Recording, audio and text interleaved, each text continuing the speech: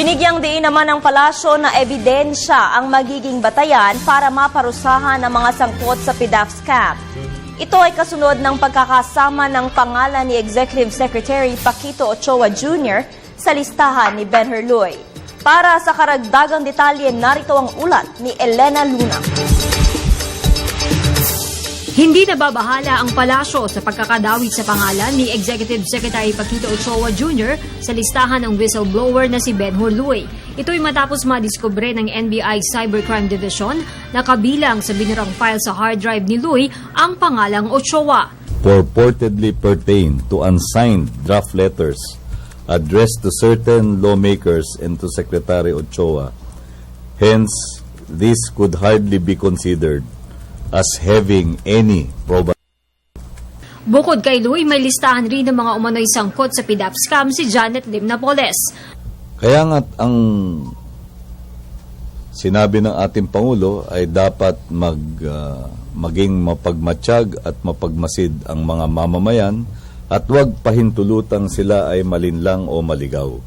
Kaya rin paulit-ulit nating ipinapaliwanag yung batayang prinsipyo na dapat ay konkretong ebidensya lamang ang magiging batayan sa ating pagninilay hinggil sa kahulugan ng iba't ibang mga listahan o mga senaryo na dinodrawing para sa atin.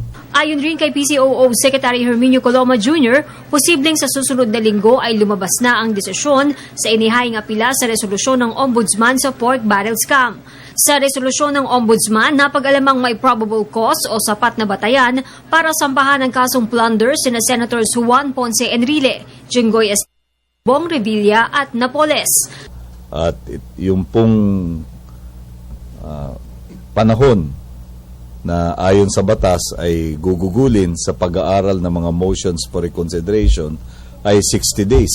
Yung 60 days po, papatak na yan sa susunod na linggo. Kaya kung susundan po natin yung takbo ng proseso ng batas, ang susunod na hakbang ay makakarinig na po siguro tayo ng anunsyo o pagpapahayag mula sa Office of the Ombudsman. Hinggil doon sa aksyon nila patungkol sa mga motions for reconsideration. Samantala, igagalang ng Malacanang ang karapatan ng mga sasali sa gagawing protesta sa June 12. Inihayag din ng grupo na magkakaroon din sila ng mga rally laban sa pork barrel scam bago sumapit ang June 12. We respect the right of our citizens to assemble and express their concerns on particular issues which we hope will be fully and in an orderly manner.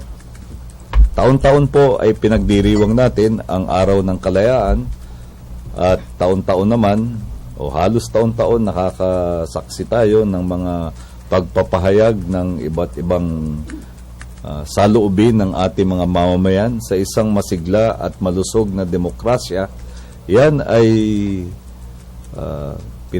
pinapahintulutan at tinatanghal natin ang karapatan ng mga mamamayan na magpahayag ng kanilang saloobin. Para sa Telebisyon ng Bayan, Elena Luna.